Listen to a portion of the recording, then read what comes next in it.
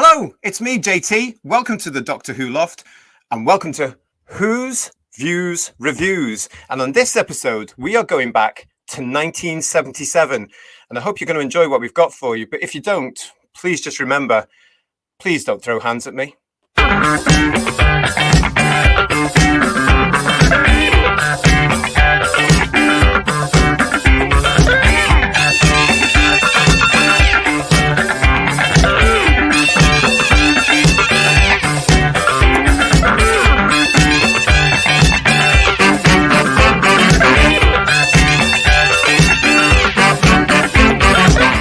Yes, and as you can see, I'm joined by JD and the Time Muddler. Guys, thank you so much for joining me on this conversation that I've been wanting to talk about on YouTube for ages. It's so exciting.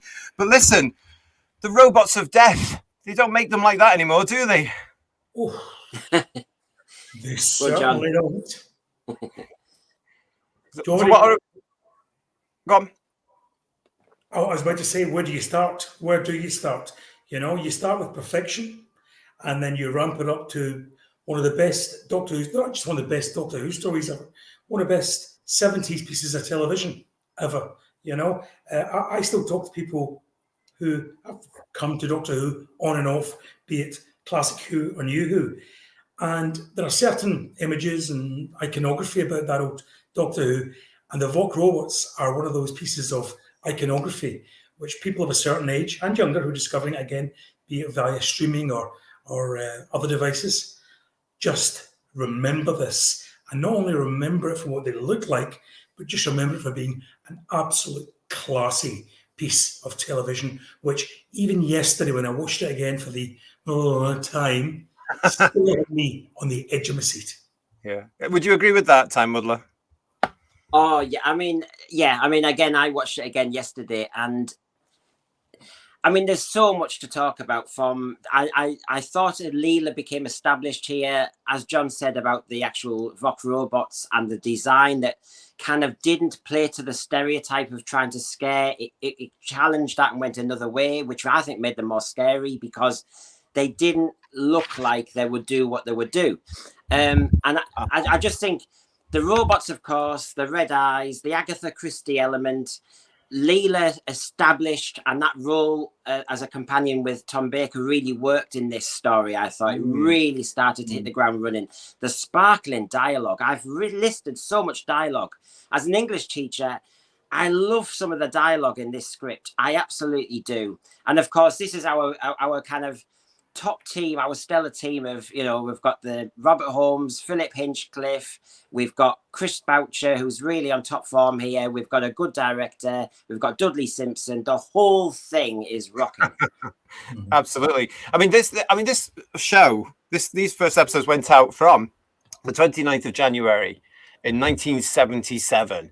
I was 7 in 1977, and the impact that this show had on me, I mean, for reasons that you mentioned there as well, I mean, the look of it was a little bit different. You know, the style of this, I mean, it was absolutely beautifully designed.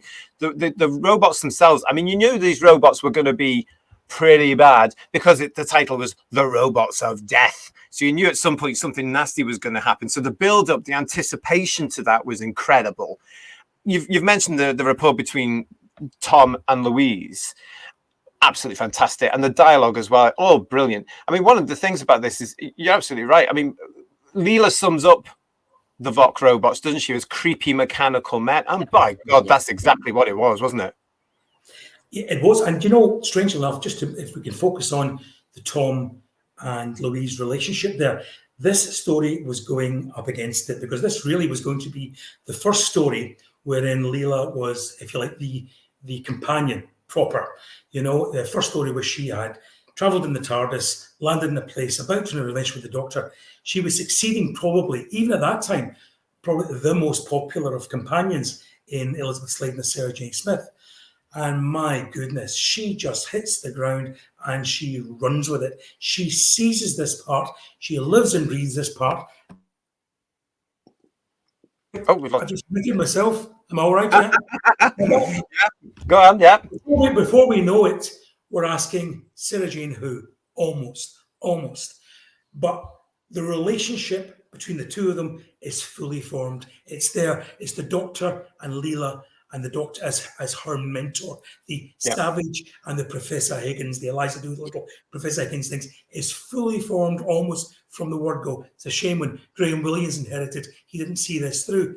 But that very first scene, which again, you hate to mention the word iconic because it's mentioned so often. But that first scene where they discuss the dimensions within the TARDIS is probably one of the best explanations of transcendental dimensions in terms of time lord engineering I think the programme ever heard. And when it's silly, it makes perfect sense. We have to say that it is silly. But as a 7-year-old, and we've got this picture here, as a 7-year-old, it actually made sense. That box is further away, so it fits into this box. How many 7-year-olds today look at that and think the exact same thing? Yeah, that explains that. But that explained the whole thing for me for years.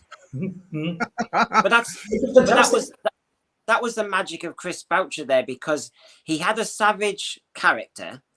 And so I thought I missed Sarah Jane as well. I really didn't want her to go. So Deadly Assassin was nice as a kind of difference. Face of Evil, I was still fighting it. And it was this story when I thought it makes sense, because he was teaching, as you said, the Savage, and he had to therefore be very clear how he explained transdimensional theory. And yes, the box idea, as a kid, I could actually explain the TARDIS at last. And it was just so clear. And that's really good writing, to come up with something like that kind of made pseudo sense. Absolutely. Very clever, very clever. And of course, within that TARDIS, and of course, that great TARDIS set, which we all miss, really. She's messing on with a yo-yo, thinking it helped the TARDIS work. And of course, you still had that kind of, they're trying to work each other out. And he's kind of quite dismissive, going, oh, no, it had nothing to do with the TARDIS at all. And she's trying to work how he is out as well. And I loved all that at the beginning. Yeah, it was all about the magic, wasn't it? She says, oh, I thought it had something to do with the magic. Yes. And just straight away, we talked about iconic lines and lines which the writing being so good. The Doctor lets Leela into the secret that people don't do you any harm if you're not carrying weapons 9 times out of 10. And that's it in a nutshell, And that's that one line just tells you you're in for a ride of a lifetime here, because people are nice to you. Not going to be like that with me. No, I mean it's so true. I mean the whole script is just packed full of intelligence, and it doesn't talk down to its audience, considering that at that point a lot of people would have been around about the same age as myself. We were growing up with the show. There would have been some teenagers there, I'm sure. There would have been some mums and dads, aunts and uncles, granddads and grandmas all watching this show. All ages were getting something out of this show, I feel. And the fact that it did feel different, the Robots of Death, didn't it? I mean, you mentioned them there, Brenda, that, it come from the fact that we'd had Deadly Assassin, then we had The Face of Evil, and then this one, that even watching it again these days as an adult now, with the age I'm at now, I do feel that there's a real significant difference in those 4 episodes as part of this story. It does feel familiar, and yet it's moved on slightly. Does that make sense? Yes, and yet it was using a lot of the good old traits of classic Doctor Who. So it was basically you're trapped on a base, but the base moves. I mean, it was a classic base under siege. However, what I think Chris Boucher did with this story was a lesson to RTD and Stephen Moffat, who followed in the different era, because in the classic series with a base under siege, what you had here was, instead of saying it's universal Armageddon, instead of making it, having 1 million Daleks in space and then you have to obliterate them all at the end of 44 minutes. In this one, this was the first line of defense. If they didn't get this right, he said it's the end of civilization. But you could keep it controlled within just the base. So therefore it had importance, but you could cope with just 7 or 8 characters rather than 1 million. Absolutely. And that's what I think the new series keeps missing. That the classic series was always a small set. It might have greater resonance, the end of civilization, if we don't sort this out now. But it meant it was defined for a kid. It was very clear. And you could actually develop then characters and the plot cleverly, rather than rush job. Yeah, I mean, as a child watching this, I'm hoping the children today that because this still gets seen today. Let's find I still see Voc robots going around conventions now. There was one recently in Blackpool at Invasion Blackpool. There was scared the life out of me in that corridor. But it's a real case that what happens here is you've got this. The robots are on this sand miner. They're the baddies because it's in the title of the show, and then it's suggested that there's robots running various planets and human culture around the universe. And that's when you suddenly, you click to that through this beautiful writing, you click to that to think, actually, it's not just the humans on this sand miner that are in trouble. It will be all the other humans out. And that really is quite frightening, because when you look at it, the robots of death is scary.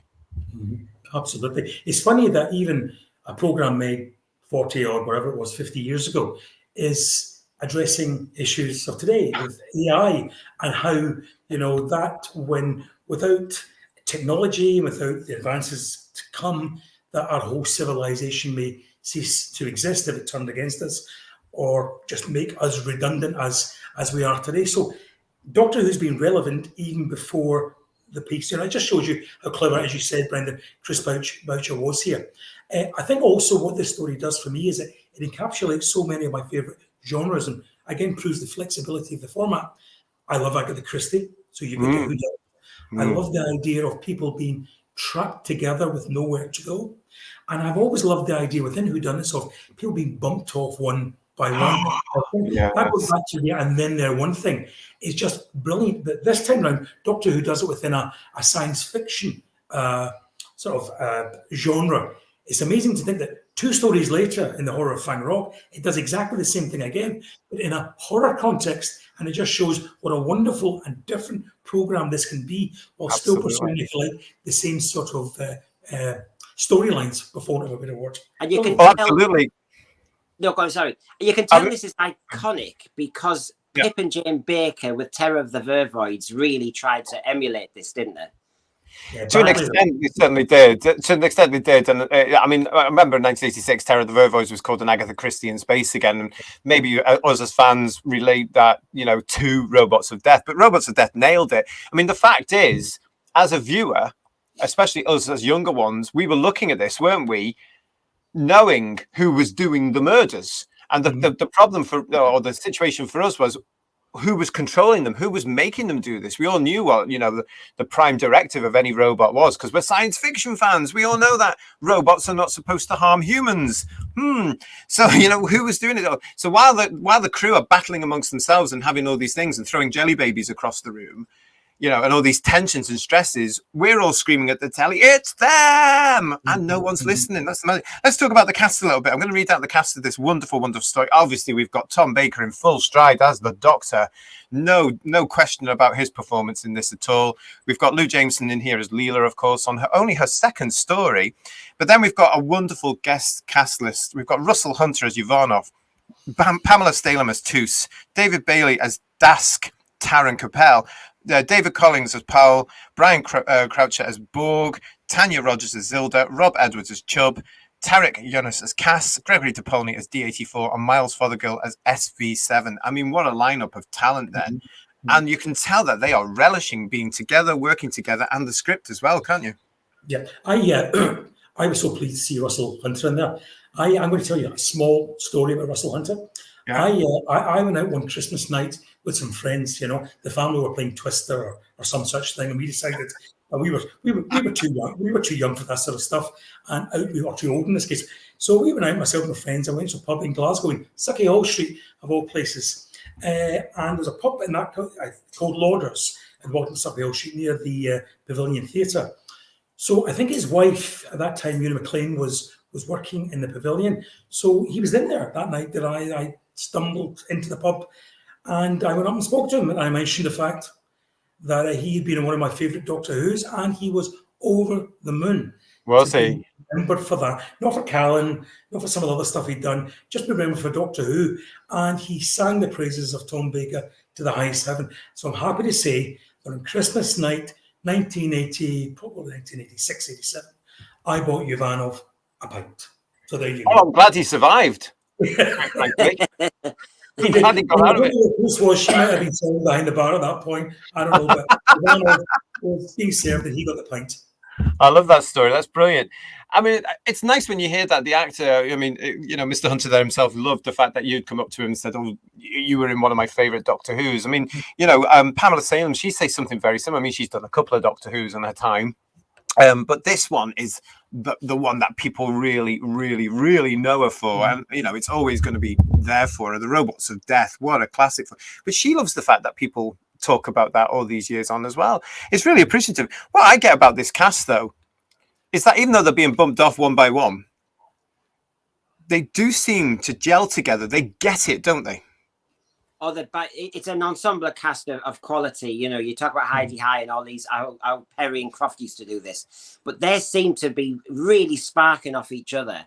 You know, that it helps with the dialogue, but they work the dialogue really well. There are so many instances where I love this kind of dialogue there, this dialogue there. Brian Croucher with Tom Baker.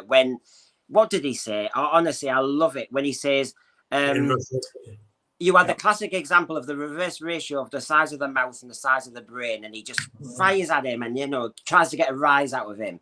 All those little sparky bits where they're all kicking off. There's a lot of tension at the beginning, isn't there? Because, of course, the ensemble cast is not going to last.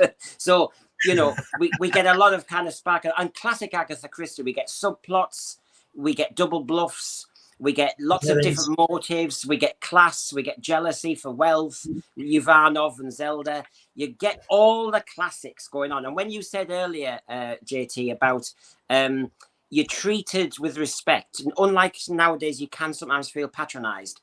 It's not explained to you necessarily. You either get it or you don't as a kid. And so, of course, you know, talking about the aerodynamically impossible bumblebees, I was clocking that. Isaac Asimov, Ivanov's name was a twist on Asimov, wasn't it? And you're getting all these kind of theories and ideas and logic. Logic was used so well in the dialogue. And what was really good was that was juxtaposed with the animal instinct of Leela.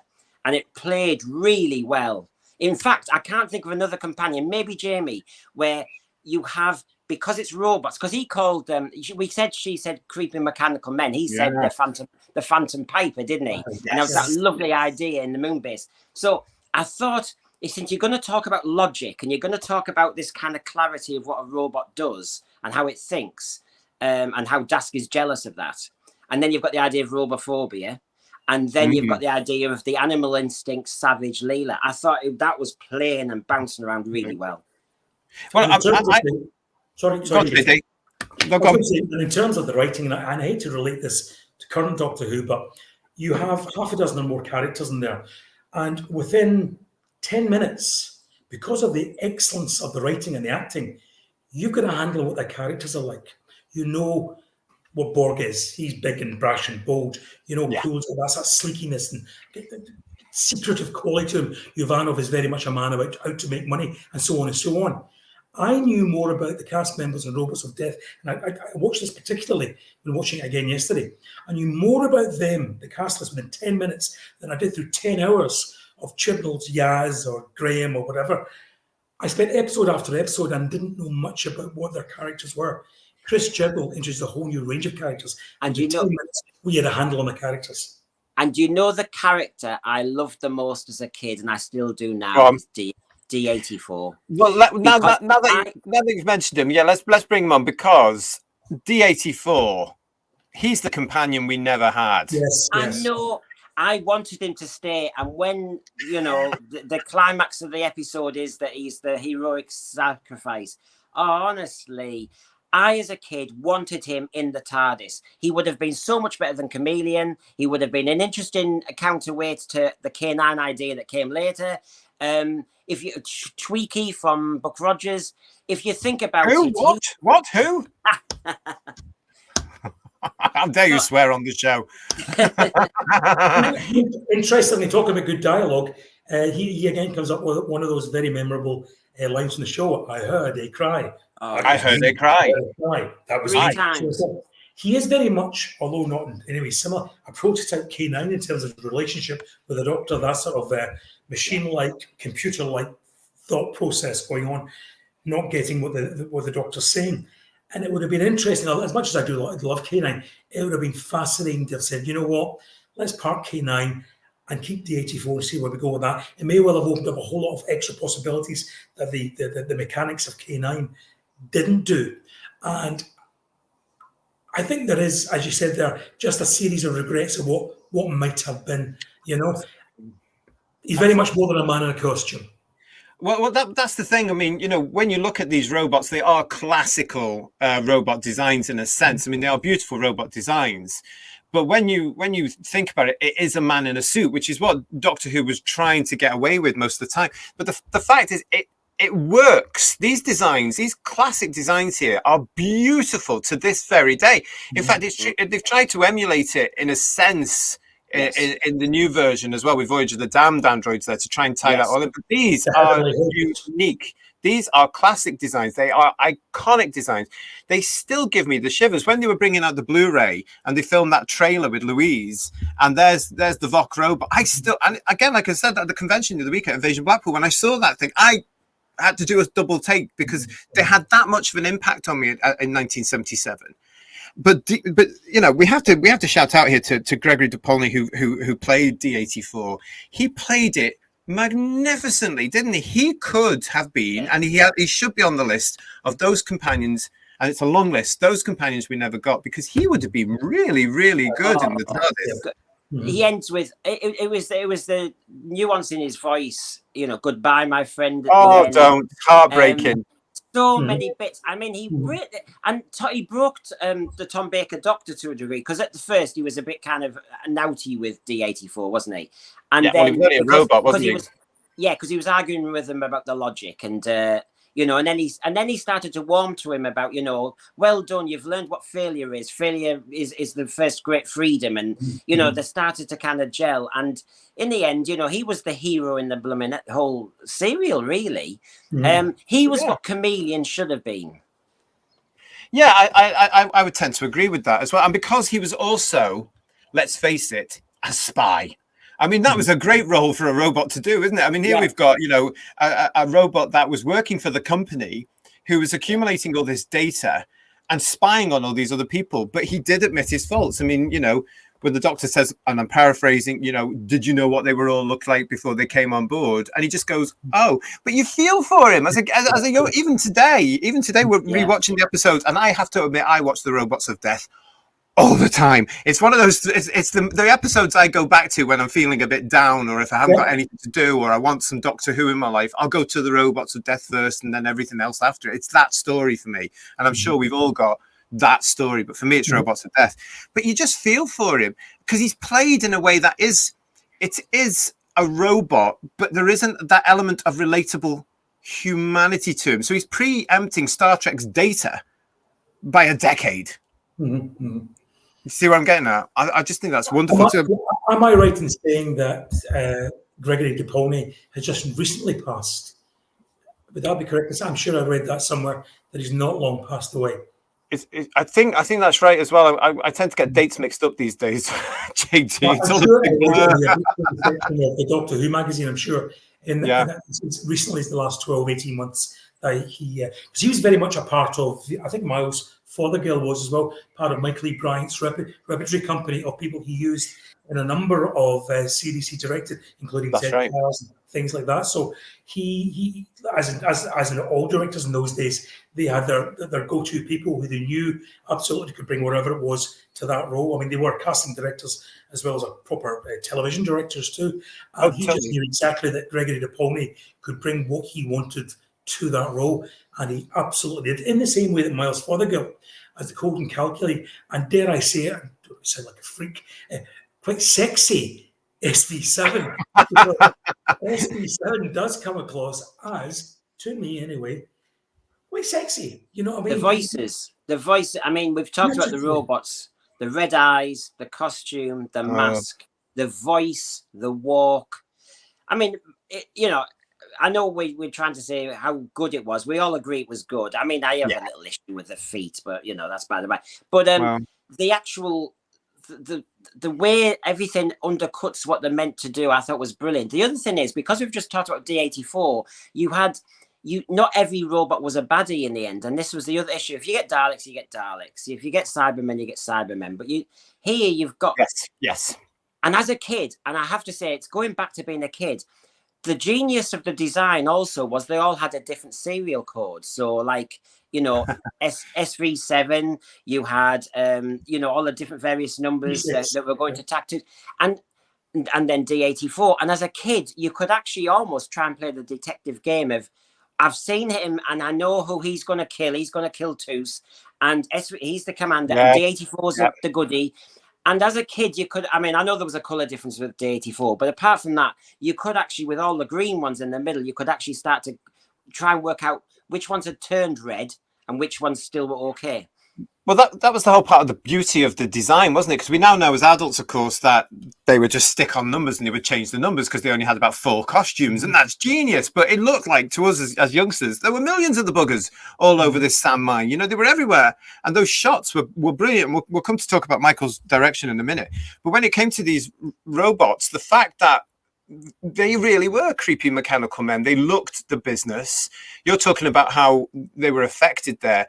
You were also talking there, Brendan, about the colouring of it. So D84 was a dark green because he was dumb. So there was a hierarchy to the robots. For me, as a young boy, I remember thinking, for some bizarre reason, that was very, very interesting because we'd never seen that before. When we saw robots, as you mentioned, we just saw robots. But here was a hierarchy which went right up to the captain-in-chief of a Supervoc, who was silvery, goldy, sort of, look at me, I'm quite flash and I'm the chief. I'd never seen that in robots before. Yeah, and also the fact that while they were robots, when you see, for want of a better phrase, the journey of SV7, who's very much in command, who's very much the robot that controls everything aboard the sand miner, and then take him right to the end, and he's given, he's if you like, changed by Taran Capell, and you feel for him in terms of the performance that Miles Fothergill gives behind the mask. You absolutely feel for this robot who's committed to his job and his role aboard the sand miner. And then in an earlier scene, you have one of the robots lying down as Taran Capell goes to convert him and remove his prime directive. And you see the way his hands move, the stress.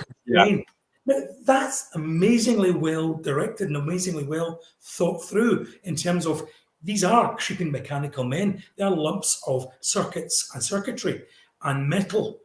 But what he's doing to them makes you feel sorry for them. And I think that's absolutely excellent writing. Oh, it's stunning writing. And when you're looking at that, again, as we get older, you can see so many different things in this because you're becoming more aware of the world and what have you. You mentioned there earlier, JD, how Doctor Who was ahead of its time. I think Doctor Who was ahead of its time all the time in the original series because it was predicting things that have now come to pass, like robotics and AI and stuff like that. But what gets me now looking back at this and looking at the modern world that we're in today, the fact that it's a human being interfering with the robots and changing their prime directive purposely because of his belief, his attitude to life, his ideologies to life, that gets to me right now because that's like, oh my goodness, that could actually happen in our world today. Or even in the near future or the future. I mean, that's just horrifying. Again, being ahead of its time, you can almost put this down to a bit of culture war. You know what I mean? In that people are going about their business in these robots, and someone decides, no, actually, here's what you should be doing. Here's what you should be saying. Exactly. Here's what you should be thinking. And so again, ever so slightly accidentally, Doctor Who ahead of its time. Fascinating.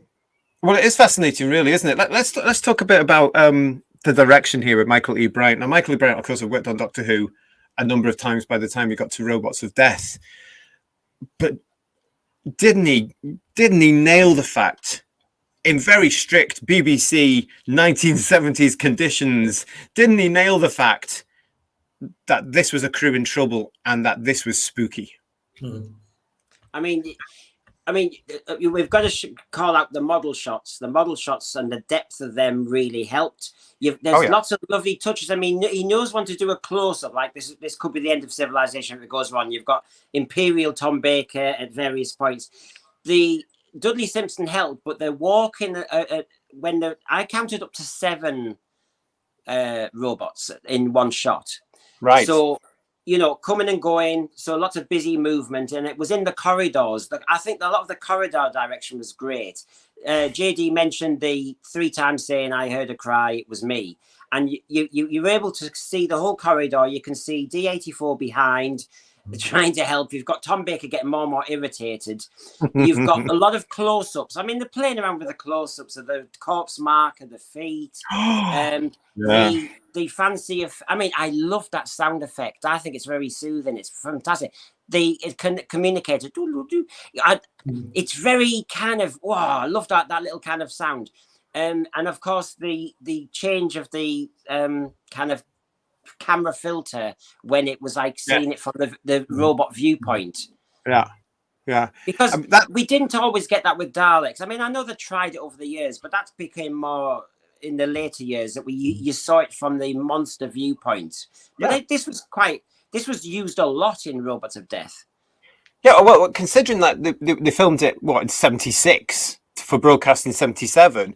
I mean, the great thing, I've said this before, the great thing about Doctor Who is it's real British television history, because what it does is it chronicles the changes in television technology, if you like, and the way that television is produced. And you can see from 1963 right up until 1989, you can see that because Doctor Who was always the show they experimented on, because only the kids were watching and nobody was going to watch it for a second time. So, Doctor Who was one of the first shows to have colour separation overlay, as the BBC used to call it, with the yellow and then the blue screen. Now it's all green and digital and all this nowadays, but that was it. You can see it there being experimented on. You can see the visual effects being experimented. You can see special effects, real life effects. It's all chronicled. It's a real journey of British telly. It's always the establishing shot where Michael Bryant has used CSO, but he's also used a model, to look at. Oh, wonderful. Yes. I mean, that was early doors for Doctor Who and then therefore TV to really try that. They've tried that with the Enterprise since. They've tried that with other programs to zoom in on basically the model of the CGI. The final Peter Capaldi story, the first episode, Bold Enough in Time, starts with virtually the same shot, where you zoom in on the huge spaceship and it goes right into the control room. And that's virtually the same as the shot in the sand miner. You consider what Michael E. Bryant was dealing with then. That's just absolutely fantastic. Yeah. It's just brilliant. And it is, and again, it sets the scene because you get this usual Doctor Who-y start. And you think, oh, hang on, they're on a sand planet, it's a desert planet, and then you see this big thing, and you think, oh my god! But then you get the scale because of that one shot, and I'm sure that's why they were trying to do it, to be able to say, look, that's where the control room's going to be. That's where your flight deck is, and look how big this thing is.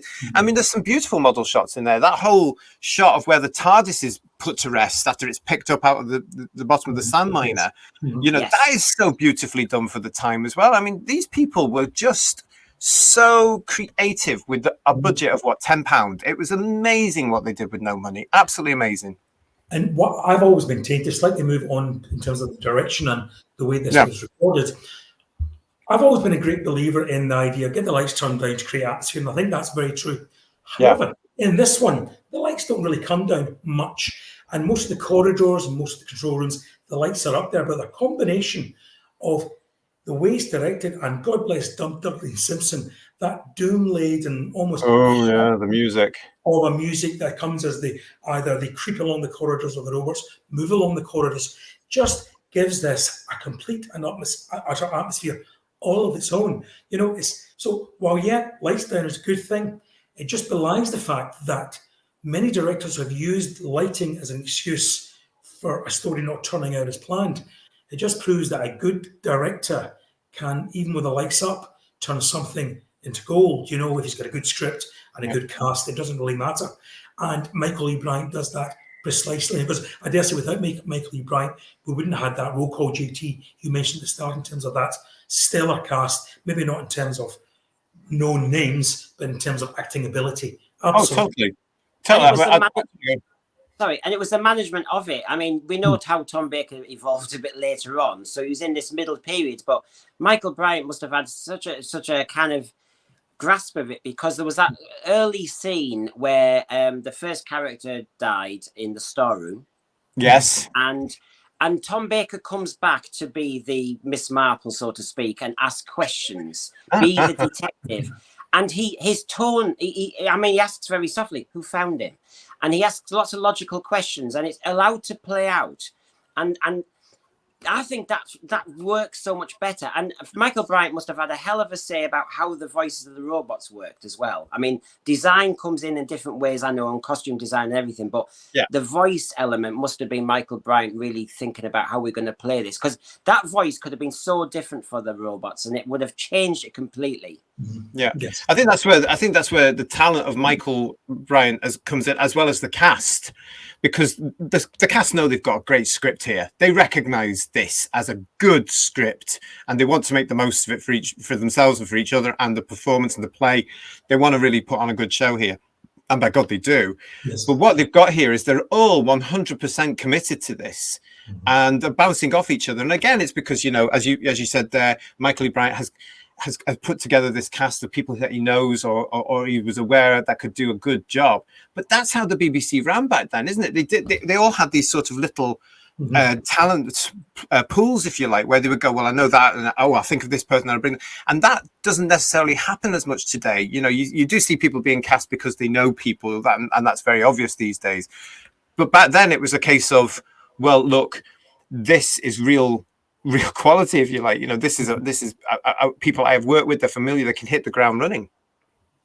And absolutely, and it's having an experienced director who knows exactly that. I don't have location filming apart from a few model shots. Everything is contained within a few rooms, so I've got to have a cast who are going to hold your attention, who are going to make you buy into this scenario. And you can actually feel because they start off at the beginning of episode 1. Someone's having a massage, they're playing a game. By a robot. Chess, yes, absolutely. You get the sense that it's very much people leading the life of Riley, just waiting to coin in the cash as and when it comes, and pressing a few buttons to justify it. And then as the thing progresses, without any changes in light, without any changes in some moody, atmospheric set dressing, if you like, the cast are able to change the tone of the whole thing as they go along, as there's dawning realization, as the corpses pile up. Absolutely. And as it suddenly becomes aware of the fact, you know what, the doctor is right, it is robots. And you just see not only the terror in their eyes, but the bigger question of, as Tom Baker says, this could be the end of your civilization because it's so dependent on robots.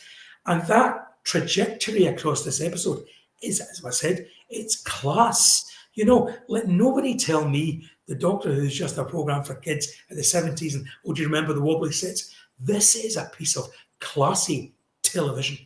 Oh, yes. Totally. I mean, this is British television, classic British television, put together the right way. You know, it's just wonderful. What were you going to say, Time Muddler? Because I'm going back to from the script to the direction to everything. There were so many bits, picking up what JD said about the intelligence of it and everything. Because, I mean, I'm now an English teacher, but to listen to, you know, that was a statement. That was a rhetorical question. That was an inference. Yeah. It was like Genesis of the Daleks. When I was a little kid, about 5, insubordination, Genesis. Yes. I like Doctor Who when it is a launch pad to go researching when you're older. So in this one, it's Isaac Asimov. In this one, it's to look up the theory of that. Like I said, the bumblebees and various little theories and Agatha Christie. It was easily referenced for you to, if you're interested, to bounce further when you get a bit older. And I thought Doctor Who in this serial was playing to all the levels, and you join your own level that you're able to access. But later on, it pays back when you go back and back and back. I mean, Michael Bryant, I thought not just the Sandmine and not just the direction through all the scenes. I thought there must have been a big discussion with the set designer about, am I right in thinking the control deck, the bedrooms, the corridor had steps. They were all at different levels. And that complicates direction on a Doctor Who type program where you're going at speed. And those levels really helped make it. And of course, on top of that, he managed to find in the budget a bit of money to do that film sequence with the silo. That's obviously a wheat silo or something, because it added that realism to the cliffhangers that JD was referring to.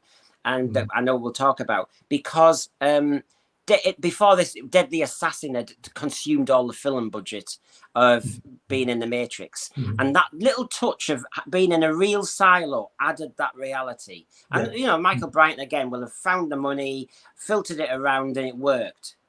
Well, but it's good planning, isn't it? I mean, when you look at those sets, even today, and a big shout out to Kenneth Shaw. I mean, they're just genius. And to take it and say, right, okay, we're going to put this into a sort of Art Nouveau style, which would run through not just the sets, but the costumes, the robots themselves, the little things that are around them, to come up with the fact that these people are on a sand miner and they're going to live in comfort because they've got robots doing a lot of the stuff for them. They're going to be on a long mission. It makes perfect sense that they would want recreation, that they've come from a culture of, well, supposedly civilization, and everything's gone up market a little bit. And they're all quite respectful. I mean, that comes out in the characters that humans are humans no matter what time they're going to be in or what planet they're from. Humanity's still got its problems. But those sets, I mean, that one bit I thought was really clever is when Ivanov and Tusa, I think it's in part 4, come from behind a glass door because a robot doesn't notice anything. A robot would look, a human might go, hang on a minute, what's this? But because nobody's told the robots, they don't know about all these intricate little corridors and hidden things, and they don't care because they're not looking for them. All they're looking for is to kill the humans. And again, one of the nice lines is, thank goodness robots don't have an eye for art. Again, a nice little touch there, which just means there's a bit of thought going around to where they hide. They're not just hiding behind a computer bank or a sofa. They're going somewhere where they think robots aren't going to think about. So that's again, thumbs up to Chris Boucher. You see, again, I'm sorry, and keep coming back to that dialogue and the writing, because these robots were better than the Movellans. Remember, if you think of Destiny of the Daleks, it was all about logic and stalemate, wasn't it? But I got sick of, even as a kid, that the papers, scissors, jazz, that dialogue repeated a bit. And yes, it was all about logic and stalemate, whereas the discussion about logic here was so much better. I've got a list, as long as your arm, of moments when the Doctor challenges a robot or a SV7. What were you doing in there? Trying to get out, and hitting logic with logic, and just and that's the dialogue that really works. It didn't quite with the Movellans, and I just think this is where it goes so right. Well, I think that might be down to other factors as well, mainly. I mean, script editors and certain things like that. But who knows? Yes. But I think you're absolutely right. Mind you, I have to say that. Having said SV7 was quite sexy, Commander Straker was also quite sexy in Destiny of the Daleks. Left out. The whole thing, I think the point there, what you've got there about the logic, though, is spot on, because it absolutely is the Doctor showing his experience with a robotic race.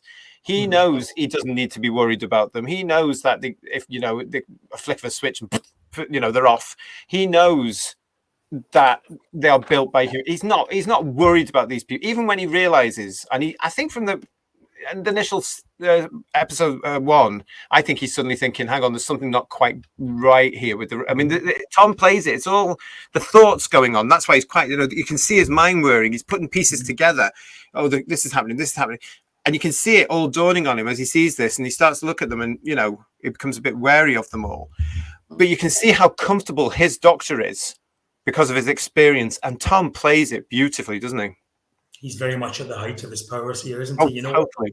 Well, as the Time Lord mentioned at the beginning, you've got the script editor, Robert Holmes, the producer, Philip Hinchcliffe, a variety of really seasoned directors who Tom is listening to and taking advice from while they're still listening to him. This is a Doctor at the height of his powers. And it was only just shortly after this that Tom, unfortunately, not lost the plot, but I think lost the direction of his Doctor, or didn't have his Doctor as well directed in terms of where it was going to take him, until I think season 18, where I was more at home with the Baker Doctor during his last years. But absolutely, if you were to encapsulate what Doctor Who means to you, and I love all Doctor Who, and all Shane's films, I love it to varying degrees. There's no part of Doctor Who I hate or dislike.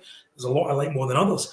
But if I was to encapsulate what makes Doctor Who so good, it's this period of Doctor Who, very much from Tom Baker's opening season all the way through to now, and maybe into the Horror of Fang Rock, Image of the Fendal, again written by Chris Boucher. Just, it encapsulates everything I love about Doctor Who. It's witty, it's funny, it's well scripted, it's creepy, it's, as you say, using what is the height of technology at the time. It's a pick and mix of everything that's good about the BBC and art and drama at the time. And everybody is playing at the top of their game. And certainly Tom is certainly there, because what he's suddenly doing is, this is where we see Tom's Doctor being truly alien. He's really, really, really, he's got Leela around him, but even that relationship is tolerated, if you know what I mean. I mean, he grows to quite like her by the time she leaves at the Invasion of Time. But, you know, he's got this ability to be able to be so distant from everybody around him so that he can actually piece a puzzle together, because he's not being a human being. He's a Time Lord. He walks in eternity. He's got this point now where the Baker Doctor is really able to look around and go, all right, okay, I can see what you lot can't. And you know something, JT, one of the things that's criticised in this is actually one of the things I think is its strength is the last scene where Leela and the Doctor just go to TARDIS and go, and she says to him, "Are Leela, Artus and Giovanna going to be fine, or whatever?" He says, "No, they'll be fine. Off we go." There's no need for that, if you like, last walk down scene where everybody takes a final bow, or, you know, you have the final comedy scene like you do in Terror of the Vervoids. Have you seen this version of Ormond and Mockley? No call for that at all. You just, well, defeated the menace. I'm off now, and that's it. And that's very much a Doctor thing. I mean, for me, that's what the Doctor should be doing. I mean, he comes in, he messes things up, he has an adventure, and then he goes away again. Yeah, and the Robots of Death gets that, and I think that's again where Chris Butcher actually knows the Doctor. He understands the Doctor, because the Doctor sorted all this out. He doesn't want any fuss. He doesn't want any press. He doesn't want any palaver that, you know, people these days would want. He just wants to get on to the next thing, you know, and that sums up the Doctor for me up to that point, up to incarnation number 4. He's still on the run. I mean, you can see him doing that. He's running and running and running and running, you know? And he's got all the traits of the Baker Doctor in this period, like the insults of the enemy. So when he finally meets Taron Capel in his new garb, he says, you know, you look ridiculous in that outfit. That outfit, you know, he does the classic, you know, like you're not half the man, not half the boy like your father was. And this is the brilliant thing, isn't it? Because for us as kids, and the kids that are watching it, that's the Tom Baker Doctor, because you feel safe. Because here he is in this real, the Doctor's in this real situation. It's a dangerous situation. He could die at any given moment. You as an audience, you're with him. You're concerned about him. You know he's not going to, because it's his show. But you also sort of know, actually, anything could happen here. You know, he could die. He could get some. And yet, here's the Doctor coming up with these quips. You have that lovely comedic side of it, where you actually think the Doctor's in control here. He's met this sort of person before. He knows how to play these people. It's another one that's going to go on about world domination and plans. And here's the Doctor going, lovely, lovely. And it's so close to her when he's strapped in, hypodermic needle thing. And Tom Baker's so good at suffering and being in pain, and the next minute joking. And of course, the other thing that this Tom Baker Doctor in this period, when he's imperious, and again, the lines help. But I think Tom Baker will have liked this script. You know what he did? He was very dismissive of scripts when there weren't. We know. Oh, we know. And of course, I think he really did like this script, because he was doing psychology. He was making inferences to the Titanic, saying, you know, you're very calm, Dask, but this is not the Titanic. And you know, as a kid, you clock in Titanic. What the hell is this? Then another moment, he's making psychological observations of the human race when he says to Leela, they're frightened, therefore they're dangerous. And, I love that line. Yes, I love that line, because it's part of her learning, because she needs to understand that about her ancestors, really, because I think she's from a future period still, isn't she, from this? I think she's still in the future. So you've got that element there, but it's part of it, but also it's the truth. And that's human nature. The Doctor's got the humans down absolutely pat. He understands them, again, through his experience as a Time Lord, as a traveler through time and space. And to have that beautifully played as well and presented by Tom, so subtle. but it nails it. Absolutely. Yeah. Listen, I want to ask you guys as well. When you were on your original viewing of this, when back in the day when you were young, did you see who the villain was, or were you like me and did you seriously think it was Ivanov? I didn't, and this is one of the things I was going to mention, that a lot of the current criticism, because you can rewatch with sharper television screens than we ever did back then, is that it's obvious who the villain is, because the way Michael Bryan shoots a particular shot where you see the pantaloons with the stripes, and then later on when SV7 is looking at the screen, although it's disguised in certain ways, pretty obvious now that it's Dask. I wasn't at the time. And I hate being spoiled that way, because I love Agatha Christie, because I love whodunits, because I don't want to know who it is by virtue of an unexpected giveaway. If I can work it out for myself, brilliant. That's good. And later on, Tom Baker says a couple of things to Leela or is it to Poole? I can't remember. On the death, he says to Ivanov when he's describing there had to be that Dask as chief fixer had to Dask, and before we know it is Dask, Tom Baker says, "Oh, there had to be one of them." Yes, of course.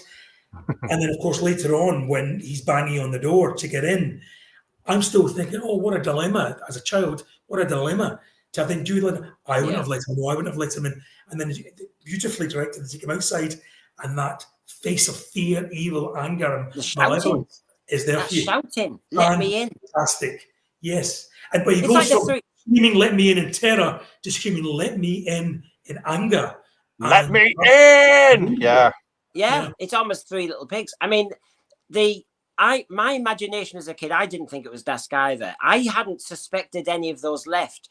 Ivanov seemed angry to me as a kid, so I could have bought into that. But it was the name, and I love Taran Capel. And I was just thinking, somebody there is like a stowaway with a secret kind of base within Sandman. But you see, I think that name, Taran Capel, is very like Kaiser Soze of The Usual Suspects. It's got that vibe to it. Kaiser Soze, Taran Capel. And my mind was racing just with the name.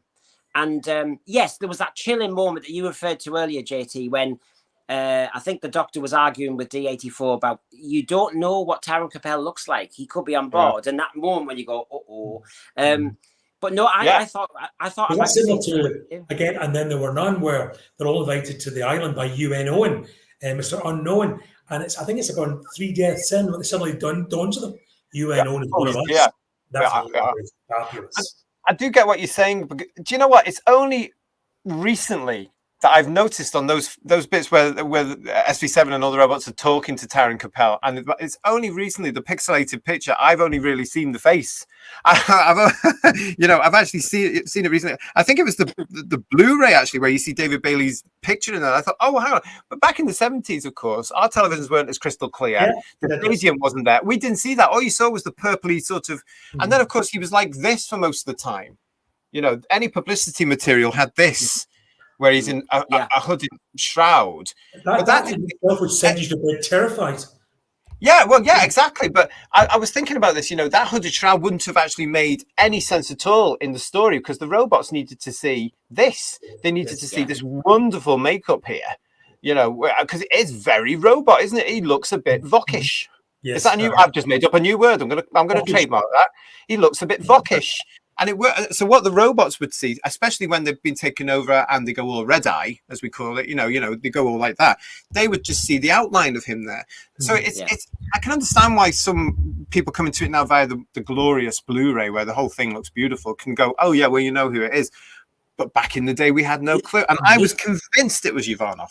Yeah, the only directorial slip up there is when he goes to meet the robots and give the corpse markers, and that's a red herring, isn't it? Yeah, well, you see the bottom of his pantaloons, oh well. Having viewed it so many times, you can see. Oh, you can see. Yeah, you can see it now, but we didn't at the time. I think somewhere in one of the extras, maybe on the DVD or Blu-ray, Michael Bryan says that as a regret. But interestingly, one thing I found out when looking at the extras is the design of the robots was based on that henna line, where if you look the shampoo, where they have a model's face side on, and the hair is like 4 or 5 lines. Yeah, I saw that in the Blu-ray. It's like a certain shampoo advert, isn't it? And that was something I hadn't known, but it makes perfect sense now. And it's just That actually does remind me, back in the day when this was out, back in '77, my aunt had come round one Saturday afternoon, as we do, and it was religious in our house. Doctor Who had to be on. You know, there was no way. You know, to keep me quiet, it had to be on. But I remember actually saying something along the lines of, "Oh, that robot's had his hair done," and it makes sense now. You know, obviously she's talking about the curling tongs or something back then. Absolutely brilliant. She got it. I didn't know what she was talking. Shh, stop. And it must have grabbed the audience, because I was looking at the ratings. This, for that series, got the highest ratings, didn't it? It certainly did. It got fantastic ratings, even for that. I mean, this was Doctor Who. I always say that this part of Doctor Who was the real golden age of Doctor Who. Tom at the height of his powers, great companions, fantastic stories, Saturday evenings, with all of us being at the right age to come to it, therefore bringing our families in with it as well. You know, it was just a magical time when those titles come up and that the time tunnel comes up. It goes from black to full blue. You got the goose pimples all over you. Absolute genius. You mentioned there the corpse markers as well. What a fantastic red herring. We were talking about the similarities. Wow, how fun was that? It's clever because it was used. I mean, it was used later. You know, you've got Silence of the Lambs had the moths. You know, there's a kind of a kind of, you know, a code left. I remember reading Michael Connelly's The Poet, and every person who was killed, it was like a suicide note, but it was a poem. And I loved those touches. And as a kid, that corpse marker, you see, as a kid, it worked. You were worried about seeing that. If you saw it in somebody's hand or whatever, it was just so easy to kind of follow that. Do you know, it was a bit worrying, because I don't know about you guys, but when you started going to conventions, and especially for some bizarre reason, I think it's when the video came out, when the VHS came out, corpse markers, you know, because they're from a bike. Do you remember, you know, there used to be those little reflector things on the bikes. I remember being at one convention where suddenly these things were appearing, and you just think, what's going oh my god, what's happening? And I was thinking, please don't give me one of those. You know, it really brought the whole story back to you, didn't it? It was like, no, worrying times. But you know, I remember looking at the Radio Times for episode 4 of Ropes of Death, and although it's talk briefly about the next story, and in those days, the Radio Times would include a little bracket at the bottom of the credit and say next week, and I mentioned the Talons of Weng-Chiang. So little did I know that, having watched 4 weeks of perfection, that I was in for 6 more weeks of just mind-blowing excellence, and then there'd be a gap, and then there'd be Horror of Fang Rock.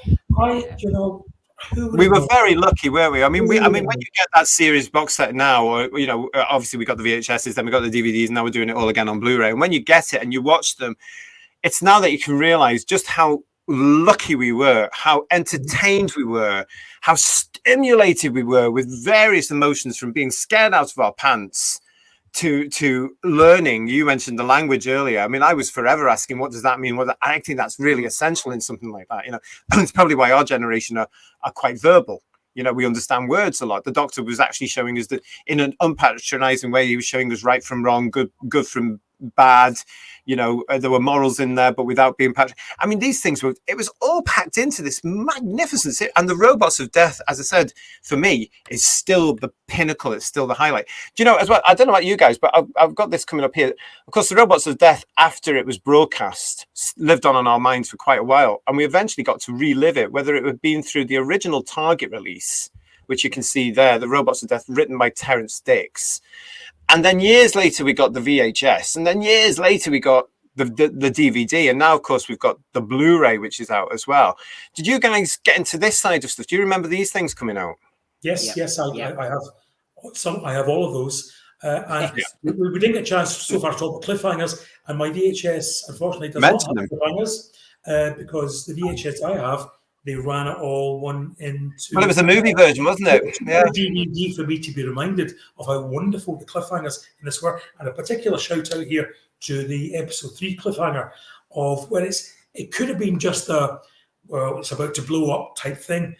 But the music, the sound effects, and even the way it's shot, we go from Tus to Leela to the Doctor and Dask. Bang, bang, bang.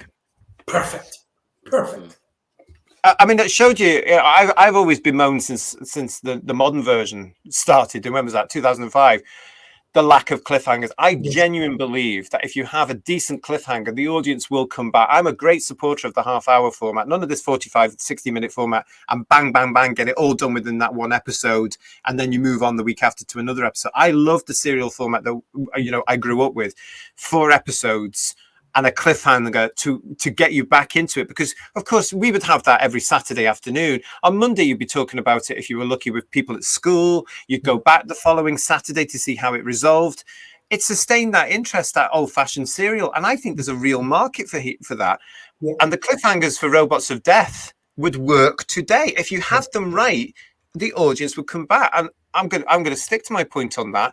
I would love to see and a new version of Doctor Who, for today, back as half hour. I mean, it works for the blooming soap operas. Why couldn't it work for a wonderful show like Doctor Who? I think we mentioned this in one of our previous recordings about the landscape having changed in television, where in 2005 when Doctor Who returned, it was all about, you know, trying to get bums on seats and making sure you serve them all up in one serving in case they didn't come back. Television is absolutely different nowadays. People are streaming. And the idea, you could quite easily do half-hour shows with cliffhangers, not necessarily for people to come back the following week, but for people to click on and watch the next episode and the one after that and the one after that. You could go and get a cup of tea, couldn't you? In half an hour, get a cup of tea, come back. Go to the loo, get a cup of tea, walk my dogs, come back. Episode 2. Let's Because do it. the Doctor Who music works for that. The cliffhanger and then the scream into the Oh, music. that's true. Yes, It's pointless having an episode with no cliffhangers and then scream into the closing sequence. And they're missing. They are. I mean, if you want to binge watch it, go and binge watch it. You know, but you should still style it like that. Kids want to be scared, and you can't be scared if by the end of the episodes everything's hunky dory again. You have to go through that. It's like a classic thriller. If you stitch it together, you have the peaks and the troughs, but not like in a 44-minute episode where you get a couple of moments, but before you know it, the suspense has to be killed again because we have to get on with the episode. Absolutely. And no, that I mean, they are missing a trick if they don't serialize Doctor Who. They're really missing the essence of Doctor Who. We've talked about classic plot, classic monster, classic this, classic that. You're missing another core ingredient, and it started at the very beginning of '63, the cliffhanger. Absolutely. And the brilliant thing is with Robots of Death, as I've said, it shows you how to do them properly because you want to know what's happening. I mean, even when you put on the DVD and or the Blu-ray, you stay with it, don't you? You get to that cliffhanger and then you'll watch the next one and you'll watch that. And actually, when you do that in that format, again, it shows that Doctor Who was ahead of its time because it's absolutely those 1963 to 89 shows. You can binge watch the whole story quite happily, as I did yesterday in preparation for this show. I watched the whole of Robots of Death for the umpteenth time again. Sheer joy to watch it. Didn't mind doing it at all. You watch it again, but you want bang, bang, bang, bang, and how wonderful is that? It's a little movie. It's a real. And it, you know, you could do that. I personally think you could. I'll tell you something as well. The Robots of Death, of course, as we know, is still very popular today. I get a real thrill out of the fact that children are actually discovering Doctor Who through things like Robots of Death again, and they're possibly, and I hope they're getting the thrills that we all got. But isn't it wonderful? One thing we didn't have back in the day, and which came out years later, were those. You see those, the action figures there. Now, I would have killed for those back in the day, wouldn't you? Oh, absolutely, yeah. I'd have needed I had a little Blue Peter theatre I made, you know, the little theatre, and they had cutouts of the Doctor and Leela, and it was about this time that they did that make on Blue Peter, where they had... Oh, yes. Yeah, I made all that, and they made the TARDIS out of an orange crate. That's you know, right. it was in you could turn it around, and that was the roundels in the Rondels, TARDIS. yeah. So, but to have that quality of action figure for my little make at the Blue Peter Theatre would have sent me into paroxysms of pleasure. Didn't they have a rock robot in the Weetabix packs? You know, and he had the cutouts. Yes, I'm sure they did. Yes, they did. Yeah, they did. I mean, artists seem to love them. And I tell you what, if you know the new series will try and touch on old monsters.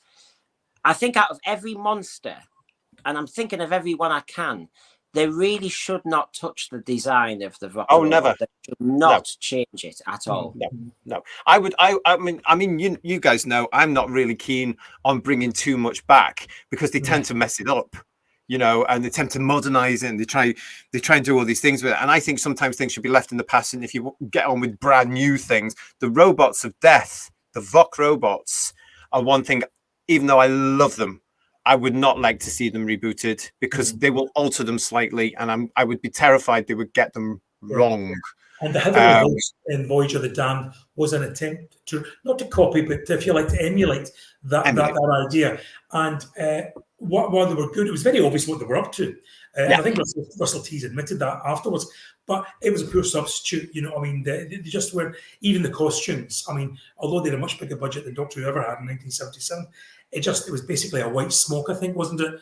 And they were supposed to be Christmassy, angel-y type things as well, weren't they? It was a Christmas Day episode. As far as it went, but they didn't get near the Vok robots, nowhere near it in terms of performance. And I'd hate New Who if they thought, okay, we won't redesign it, but we'll have a million of them. The point is, you could almost individualize the robots in Robots of Death, with the code, with the different colors. I wouldn't want to see it done en masse. It would spoil, like the Cybermen have been spoiled. Yeah. And what you want, you want just enough. And I thought Robots of Death trumped the Cybermen in various ways because they had distinct characteristics or codes or numbers. And that really made a difference. And I'd hate, because we can do everything with CGI, that we had loads. Well, look, the Dalek. One Dalek causes havoc and chaos for the whole of the episode, and the Doctor is in terror for this one Dalek. Absolutely. And a few episodes later, we have a million Daleks flying through the skies who disappear like that. Yeah, it takes off. It doesn't parrot, but the temptation is they would do that. They would have 4 or 5 actors in costumes, possibly remodeled, and then they would CGI millions of them, wouldn't they? So they could look impressive. They can look like they've got money. But I think that would take away from this. And the robots, are so popular with successive generations that I personally would not like to see them rebooted or brought back at all. I love that story so much. And you wouldn't be able to, I don't think they would be able to actually do any sort of sequel to match the standard of that script, of that direction, of that entire production. Quite agree. Some things are best left as one-offs, and let us appreciate it. Because as we appreciate it for the 400th time, some people are still coming to this brand new. And you know what? I'm very jealous of them because what a thrill of a ride they're getting. And that's a very valid point, isn't it? Because they're coming into this and they're saying, wow, that's brilliant. Listen, guys, I think that's, our time now. So, it's been absolutely a pleasure. But before we just go, final thoughts. What makes this, the Robots of Death, a Doctor Who classic? It's a team at the peak of its powers. Of that, there's no doubt. The Doctor, a companion who could quite easily have us all resenting her because she's taken over from the companion, Sarah. But no, Doctor, companion, writer, director, producer, script editor, cast. There's virtually, apart from feet, nothing wrong with this. Apart from the feet, yeah. Hang on, let me just look at that. The silver is on these as well. So, okay, Brendan, what do you think? What makes this an all-time Doctor Who classic? I do like. We've mentioned various ones, and I mentioned at the beginning. Like Horror Fan Rock's another good one. Base Under Siege, so to speak. Very good cliffhangers. A horror vibe running through it. Horror Fan Rock goes for it more deliberately. The main actors on top of their game, really helped by a good cast who are all doing their job well. Everybody was on their game. The actors knew. I think the actors really got it because basically they'll have been told it was a whodunit. And whether it was sci-fi psychobabble to them, they saw it was a whodunit. They knew how to act that. They knew how to drill that through. And I think everybody knew what the purpose of those 4 episodes were. And when you get the production staff and the acting staff and the writing staff in Doctor Who knowing why they're doing it and knowing what the purpose is, you've got Doctor Who scoring big. Wow. And on that, we're going to end. Listen, guys, it's been a pleasure talking about the Robots of Death, one of my all-time favorites with you guys. Thank you so much for being part of the show tonight. A dream come true for me to talk about this. Thank you so much. Oh, yeah. You're going to have to read that now, are you? You're going to go and read it? Oh yeah, It'll take you. Maybe Well, not. it'll take you 10 minutes. maybe not his best. I know it was a thin one, wasn't it? And isn't it a shame that Chris isn't around now to do this whole thing that the BBC Books Penguin are doing now about rewriting it? Because he would. Oh, I think he would have. Oh well, we won't talk about that because it's not going to happen. But again, if you have enjoyed our review and our appreciation of the Robots of Death, an all-time Doctor Who classic, then please give us a like. Please subscribe to the channel. Keep with us because we are going to be doing lots of these in this Please. Doctor Who's 60th anniversary year. 60. Oh my goodness. So we will do. And yeah, don't forget to also subscribe and ring that bell so that you get notifications when we drop another video. So thank you so much for joining us. Until next time, we'll see you again. Thanks, guys. Bye. Bye now. Thank you.